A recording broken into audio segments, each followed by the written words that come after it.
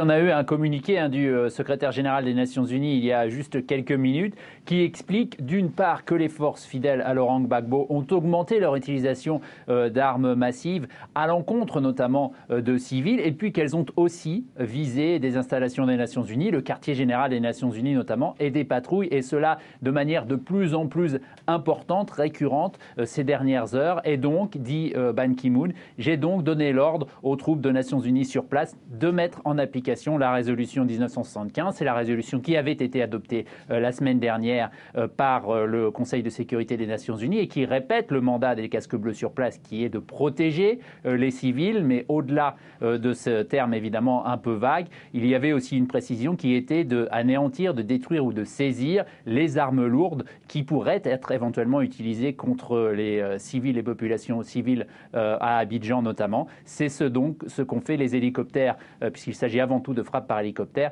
des Nations Unies, d'une part, et celle des hélicoptères français, de la force Licorne, qui appuient les Nations Unies, même s'ils ne sont pas sous l'uniforme des casques bleus en quelque sorte. Alors le secrétaire général de l'ONU, Ban Ki-moon, a également affirmé ce soir que l'ONU ne prenait pas parti en Côte d'Ivoire. Ce sont pourtant bien les camps militaires pro-Gbagbo qui sont visés. Oui, tout à fait. Il est évidemment nécessaire pour les Nations Unies de répéter qu'ils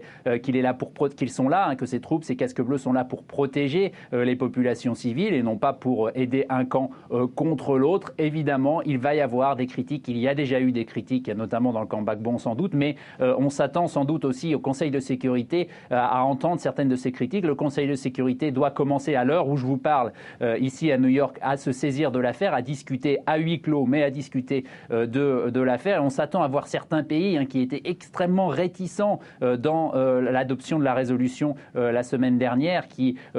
se méfiaient d'une nouvelle intervention militaire sous mandat des Nations Unies, après évidemment la Libye. Eh bien, on s'attend à voir ces pays, on pense notamment à la Russie, la Chine ou encore le Brésil, aller voir poser des questions extrêmement pointues, notamment au patron des casques bleus, le français Alain Leroy, qui viendra les briefer dans quelques minutes sur la question de savoir si l'ONU est bel et bien restée dans le cadre de son mandat avec ses frappes extrêmement ciblées contre, vous l'avez dit, des troupes de Laurent Gbagbo.